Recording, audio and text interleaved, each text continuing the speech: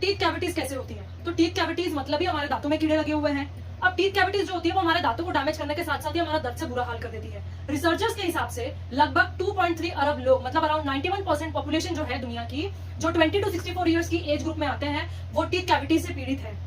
Excessive sugary foods और स्टार्चेज वाले जो फूड और कार्बोनेटेड ड्रिंक्स होते हैं, उनके वजह से टीथ कैविटीज होती है। अब जब भी हम कभी कुछ खाते हैं तो खाने के बाद जो रिमेनिंग फूड होता है वो बैड बैक्टीरियाज को अट्रैक्ट करता है। ये बैड बैक्टीरियाज उस खाने को खा लेते हैं और उसी में मौजूद कार्बोहाइड्रेट और शुगर जो होता है उसका ब्रेक डाउन करते हैं वो एसिड में, और उस एसिड को रिलीज करते हैं हमारे दांतों में। अब हमारे मुंह में मौजूद जो सलाइवा होता है, उस एसिड मतलब जिसे प्लेक कहा जाता है, उस एसिड को वो टाइम टू टाइम साफ करते रहता है। लेकिन अगर हम एक्सेसिव शुगरी फूड्स खाते हैं तो जिसकी वजह से एक्सेस हमारे दांतों में एसिड बनेगा, और वो एसिड एक वक्त के बाद हमारा एक्सेस एसिड हमारा सलाइवा क्लियर नहीं कर पाता है, जिसकी वजह से हमारे दांतों की जो आउटर लेयर है जो कैल्शियम फॉस्फेट से बनी है, जिसे इनामल कहते हैं, वो धीरे धीरे डैमेज होना स्टार्ट हो जाती है। इनामल जो है वो बहुत ज्यादा स्ट्रांग होने के बाद भी वो एसिड जो होता है उसको धीरे धीरे डैमेज करने लगता है और उसके अंदर जो है वो कैविटी बनाने लगता है, और उसकी इनर लेयर जो होती है जिसे डेंटिन और पल्प कहते हैं में प्रेजेंट नर्व्स और टिश्यूज को भी डैमेज करने लगता है, और इसी की वजह से कैविटी बनती है और उसकी वजह से हमारे दांतों का बुरा हाल हो जाता है।